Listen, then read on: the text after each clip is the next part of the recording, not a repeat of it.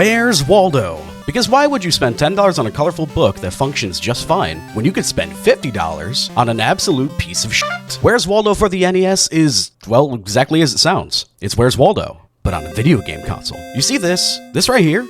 I thought this worked just fine. If you're not familiar with Waldo and his silly clothes, let me explain. You are given a giant picture that's packed full of objects, people, and things to keep your eyes busy. The object is to find Waldo. He'll be hiding in every picture somewhere, and once you find him, you move on to the next page. Where's Waldo on the NES is virtually the same, but I mean, look at it. It takes the simple fun of the picture books and warps it into nothing but frustration.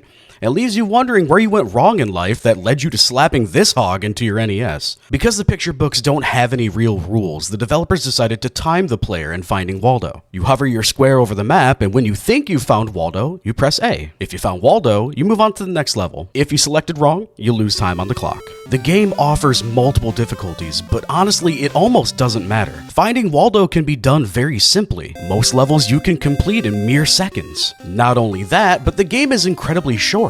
For reference, I finished this game twice while recording this footage, and it took me all of 10 minutes. Now, I understand this game is geared more towards children, but imagine spending $50 on this. The good part of this game is literally when you're not finding Waldo. Well, in the traditional sense. It's more of a puzzle where you need to go through the right tubes to get to Waldo, then get his glasses, and find your way to the end. Honestly, this part right here could have been the whole game, and it would have been infinitely better than this. Believe it or not, this was not the only Where's Waldo video game released on the NES, as this game received a sequel in The Great Waldo Search, which also received releases on the SNES and the Sega Genesis. Years later, Where's Waldo: The Fantastic Journey would be released on the Nintendo Wii and the Nintendo DS, but this time around, technology had advanced enough that the concept would be much easier to translate into a video game. To no one's surprise, Where's Waldo was universally panned, with many considering it to be one of the worst games ever made. To many people's surprise, the game was developed by Bethesda Softworks, which would go on to publish the highly influential and very successful Fallout